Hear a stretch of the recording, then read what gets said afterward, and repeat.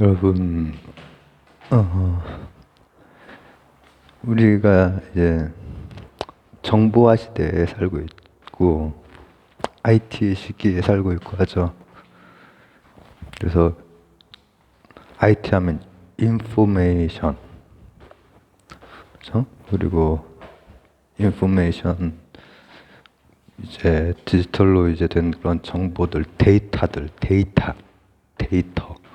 이런 것들이 왔다 갔다 하고 하는데, 오늘은 좀 이렇게 또 걸으면서 약간의 운동도 하면서 그런 관련해서 혹시 데이터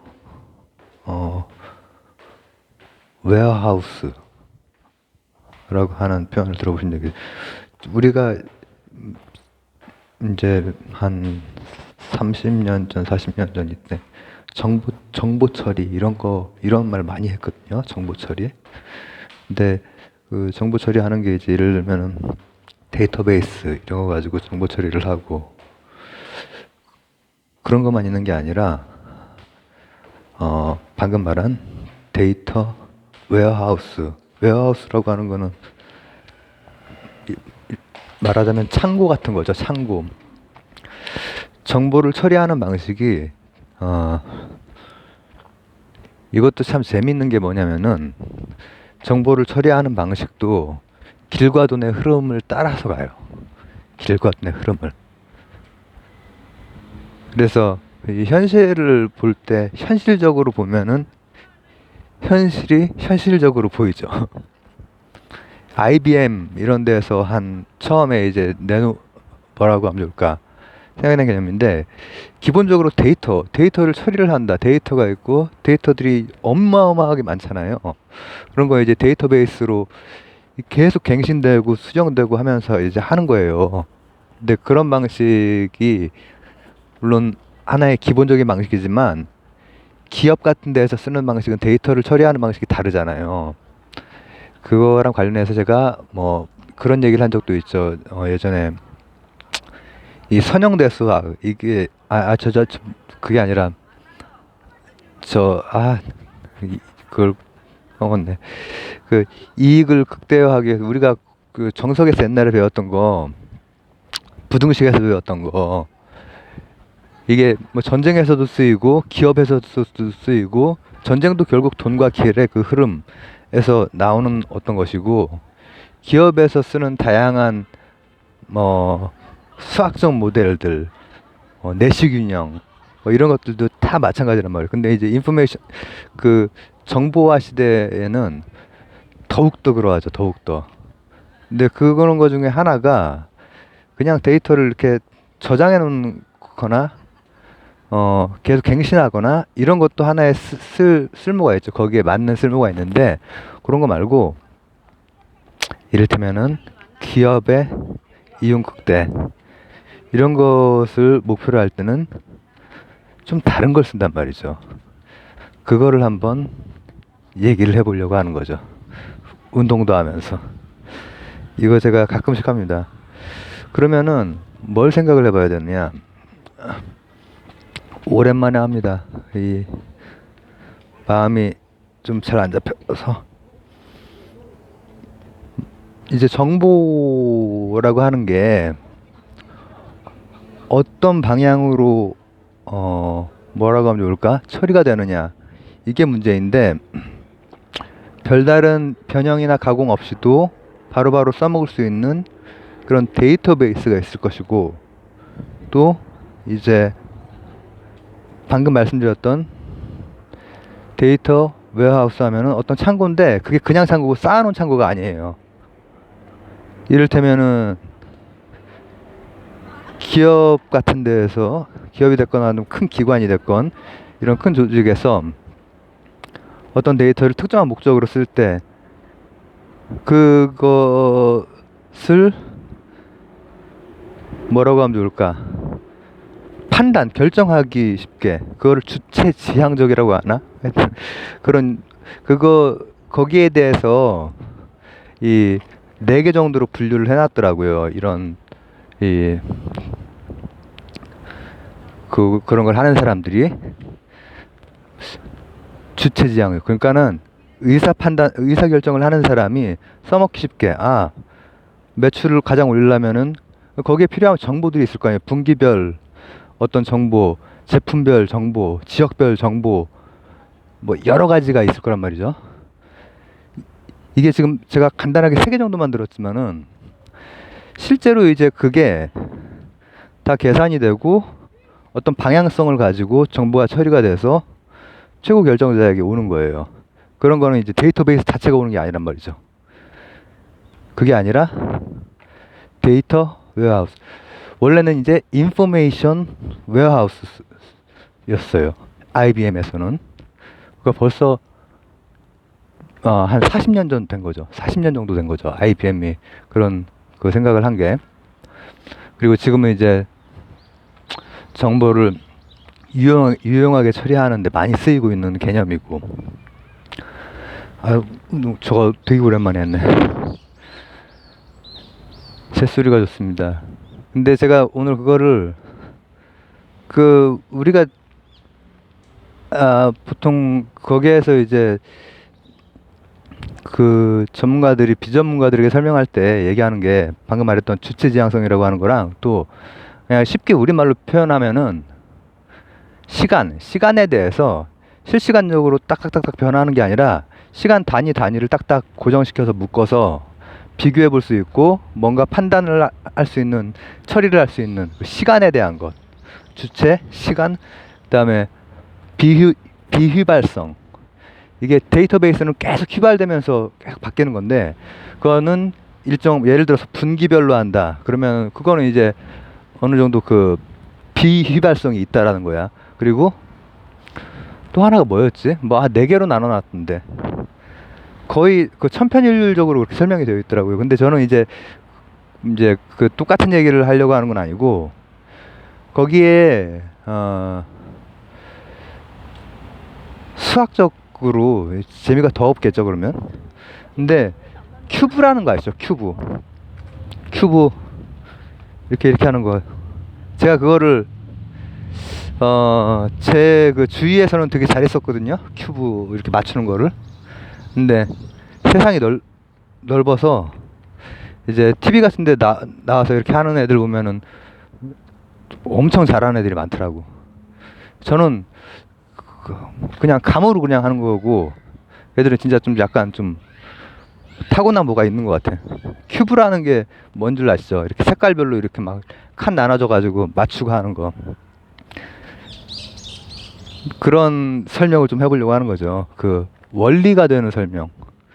왜냐하면 원리가 되는 설명을 안 듣고 아까 말했던 뭐 데이터 웨어하우스라고 하는 것은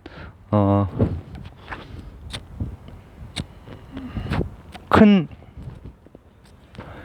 기관 같은 데서 뭔가 결정하기 위해서 정보를 처리하는 어떤 방식이고 어떠한 특성이 있다. 이것만 가지고는 사실 그 읽으나마나 들으나마나 하는 경우가 많아서 큐브라고 하는 거 하나만 가지고 한번 설명을 해보려고 해요. 큐브라고 하면은 제가 아까 뭐 말했죠? 뭐 상품, 분기, 지역별 뭐 매출량 같은 거 이렇게 한다고 하면은 큐브가 1, 2, 3차원이죠. 그럼 그 3차원에다가 각각 항목을 쓸 수가 있겠죠. 데이터 웨어하우스의 기본은 그 큐브라고 하는 그 하나의 그 개념이에요. 그럼 큐브가 3차원인데 그럼 3차원만 다루느냐? 아니에요. 논리적 차원을 다루는 거기 때문에 컴퓨터에서는 그렇죠. 예, 그런 인포메이션 쪽에서는 논리적 차원을 다루는 거기 때문에 큐브 옆에 또 하나 큐브를 연결시키면 차원이 하나가 더 올라가 버린다라고 하는 논리적 n 차원을 다 다룰 수가 있어요. 그러면은 이를테면은 기업이라든지 아니면 정부 기관이라든지 이런 데서 어떤 목표를 달성을 해야 돼. 그때 필요한 변수들이 딱 3개만 있지 않고 여러 개가 될 수도 있죠. 한 6개가 될 수도 있죠. 그러면 6차, 그러니까 n차에 해당되는 큐브를 가지고 그 큐브를 가지고 그 다음 설명은 조금 어려울 것 같은데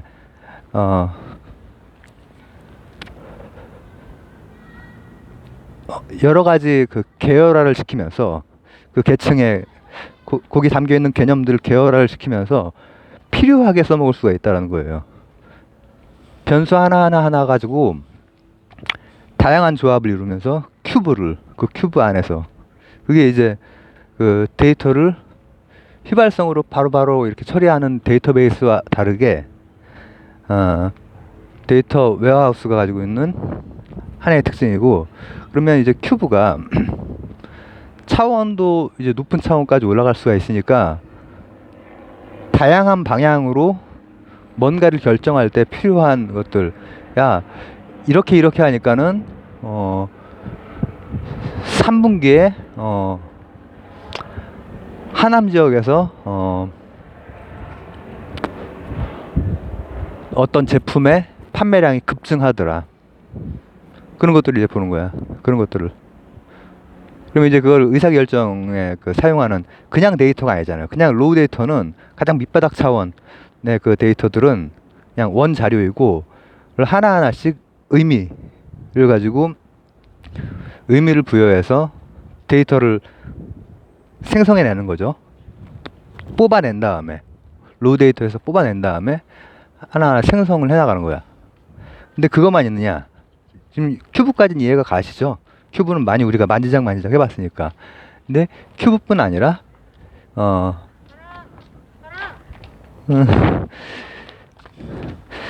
그 강아지가 제 근처로 왔습니다. 근데 양쪽 다 별 적대감이 없이 이렇게 잘. 근데 이제야 줄을 이제 했네. 줄을 안 하고 있어가지고 제가 지금 반바지 입은 상태에서 약간 조금 물리면은 바로 살이니까. 수형견에서 중형견 사이 푸들 같은 그런, 뭐 어쨌든 큐브에서 이제 하나 더 나가면은 큐보이드라고 하는 큐브 자체를 가지고 또 한 번 큐브 비슷한 걸 만드는 거야. 구조화 시키는 거예요. 구조화. 한 번 더 메타적으로 가는 거죠. 한 번 더. 그러면 이제 거기에서 처리할 수 있는 정보, 인포메이션은 엄청나게 커지겠죠. 왜냐하면은 같은 방식으로 이를테면은 차원이 내가 지금 판서를 할 때 이런 걸 할 걸 그랬구나. 뭐냐면은 구조화를 시키면서 그 안에서 다시 큐브 비슷한 형태로 관계를 맺는 거예요. 각각의 큐브 한 개를 가지고 다시 한번 큐브 비슷한 걸 만드는 거야. 그러면서 이제 그걸 가지고 위로 가는 방식으로 연산을 하기도 하고, 아래로 가는 방식으로 차원을 위로 간다고 하는 것은, 이를테면은 차원의 개수가 아까 6차원이라고 했으니까 6차원이다. 그러면은 맨 위로 가면은 2의 0승까지 가는 거예요. 2의 0승이면 그냥 저기잖아요. 그리고 제일 밑으로 가면 2의 6승까지 가는 거예요. 64까지. 무슨 얘기인지 하나도 지금 이해가 잘 안 가실 것 같은데, 그림을 안 그려가지고. 그러니까는 롤업을 하면서 기업이다 하면은 이익, 매출량으로 각각의 그 데이터들을 나름대로 이제 뭐라고 합니까, 조직화한 것들을 차원 위쪽으로 연산하면서 매출량 최고로 가는 롤업 방식이 있고, 그 다음 그걸 가지고 하나하나 내려와서, 그러면은 2의 n차원이 되기 때문에 2의 6차원까지 그 구조물이 생긴단 말이에요. 그렇게 하면서 그건 이제 드릴 다운 방식이라고 해요.